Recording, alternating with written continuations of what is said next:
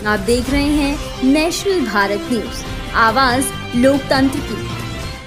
कांग्रेस जिला महामंत्री और बिजावर विधानसभा से कांग्रेस से दावेदारी कर रहे राजकुमार शर्मा को उनकी पत्नी और बेटी ने बताया कि अयास पत्नी ने कहा कि मेरे साथ और मेरी बेटी के साथ गंदी गंदी गालियां देकर मारपीट करता था। मुझे बिना तलाक दिए बगैर 20 साल की लड़की के साथ दूसरी शादी कर दी।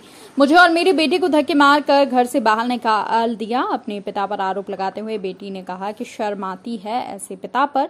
उन दोनों ने शिकायत की, साथ ही साथ कहा कि आरोपी को सलाखों के पीछे होना चाहिए। आपको सुनवाते हैं क्या कुछ कहा राजकुमार शर्मा की पत्नी और बेटी ने।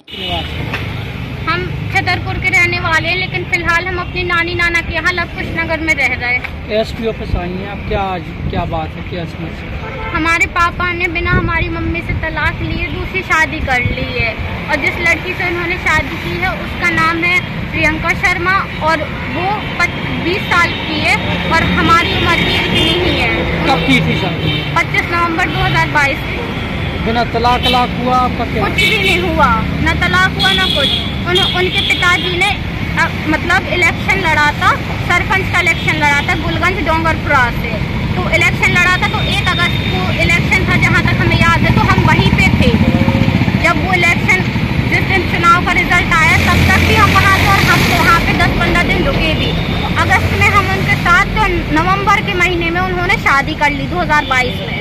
कहाँ रह रहे हैं वो? अपनी शादी की हमने सुना है कि वो दिल्ली में रह रहे हैं, और अपना जो उनका मतलब घर है डोंगरपुरा गुलगंज में, वहाँ पे भी आते जाते रहते हैं। आप लोग नाना नानी के यहाँ क्या उन्हें भगाया है? क्या बात? हम यहाँ छतरपुर में रहते थे, तो उन्होंने हमें मार पीट के यहाँ से जबरदस्ती भगाया है। बहुत मारा, बहुत पीटा, धमकी दे रहे थे कि दूसरी शादी कर लेंगे। हमने सोचा हमारे उनसे संबंध नहीं टूटे, इसलिए हमने उनकी हर बात मानी। जैसा उन्होंने कहा वैसी बात मानी। उन्होंने जितना दलील किया, सब कुछ कहा कि कम से कम वो हमारे साथ तो रहेंगे। यहाँ घर है उनका क्या? यहाँ पे हमारे नाना ने हमारी मम्मी के नाम प्लॉट लिया था और मकान बनवाया था, तो मम्मी के नाम पर घर है हमारा यहाँ पे। वो वहाँ जहाँ इनके पापा आपके हैं, उस घर में क्या आपको भगाया था? क्या किया था जब आप साथ? हम यही छतरपुर में रहते थे, जो मम्मी के नाम घर है उसी में रहते थे, लेकिन उन्होंने हमें वहाँ से मार पीट के भगा दिया था। हमारे घर में भी कब्जा कर लिया था, बोल रहे थे जाओ यहाँ से, और मार पीट के भगा दिया। कह रहे थे कि तुम जाओ, नहीं तो हम यहाँ से दूसरी शादी कर लेंगे, हम जान दे देंगे अपनी, और तुम्हारा नाम लेके जाएंगे। पता नहीं कितने भाई बहन कौन है? हम अकेले हैं। उन्होंने दूसरी शादी की है, जो 20 साल की लड़की से उन्होंने शादी की है। उनकी ये इच्छा है कि उन्हें लड़का चाहिए, वो लड़के के लिए उन्होंने दूसरी शादी की है। बोल रहे थे तुम लड़की हो, तुम कुछ नहीं कर सकती हो, हमारा लड़का होगा तो हमारा सारा कारोबार देखेगा, सब कुछ देखेगा। राजकल्पना ट्रेवल्स के नाम से उनकी बस चलती है, और अभी इलेक्शन तो वो लड़ ही रहे हैं। वो बिजावर से सुना है कांग्रेस से चुनाव लड़ रहे हैं, क्या कहेंगे इस पर? तो कांग्रेस से इलेक्शन लड़ रहे हैं, तो कांग्रेस को तो ऐसे इंसान को टिकट देनी ही नहीं चाहिए जो अपना घर परिवार नहीं संभाल रहा है। संभालना तो दूर की बात है, इतना गलत सोच है जिसकी कि लड़की कुछ नहीं कर सकती, लड़का ही हर कुछ कर सकता है। इतनी गलत सोच वाले इंसान को तो टिकट ही नहीं मिलनी चाहिए, और सरकार को भी उसे सजा दिलवानी चाहिए, उसे जेल होनी चाहिए।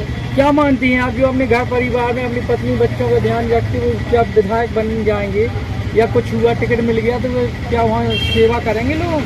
सेवा का तो हमें पता नहीं, सेवा हमें तो नहीं लगता कि वो कुछ भी करेंगे। पर हाँ, जैसा उन्होंने अपना घर बर्बाद किया है, वैसे वहाँ की जनता को भी बर्बाद कर देंगे। और क्या चाहती हैं वो आप दोनों लोग यहाँ? हम यहाँ आए हैं, हम चाहते हैं कि हमें न्याय मिले, इनको सजा हो और इनको जेल होनी चाहिए। आप कहाँ अभी तक शिकायत करने गए? हम जब इन्होंने शादी की थी दूसरी, तब हम थाने में गए थे, गुलगंज थाने में गए थे, छतरपुर थाने में गए थे, और लौड़ी थाने में गए थे, पर हमारी कोई शिकायत नहीं हुई, ना हमारा आवेदन लिया गया, क्योंकि ये बहुत पैसे वाले आदमी हैं। फिर हम यहाँ पे हमने कोर्ट में केस किया, जब कुछ नहीं हो रहा था तो हमें आखिरी में कोर्ट में केस करना पड़ा। अब हमारा केस लगा है, ना ये कभी आते हैं और ना हमारी एक भी पेशी हुई है, पेशी में कभी भी ये नहीं आए हैं। अब फिर हमें लोगों ने सलाह दी कि एक बार और आप जाके कोशिश कीजिए, तो एक बार और हम यहाँ पे जिला पंचायत और एसपी ऑफिस आए हैं कि हमारी सरकार मदद करेगी। क्या मानती है कि वो नेता है तो उन्हें राजनीतिक संरक्षण है, इस कारण से आपकी शिकायत पर कार्रवाई नहीं हो रही? हाँ, वो लोगों को पैसे भर देते हैं। हम जहाँ पे भी जाते हैं एसपी ऑफिस या कहीं पे भी भी जाते हैं तो वो लोगों को पैसे भर देते हैं, तो हमारा आवेदन नहीं लिया जाता है क्योंकि वो बहुत पैसे वाले आदमी तो सब लोग उन्हें जानते हैं और वो नेता भी बनने वाले हैं, इस वजह से लोग और हमारी बात नहीं सुनते हैं।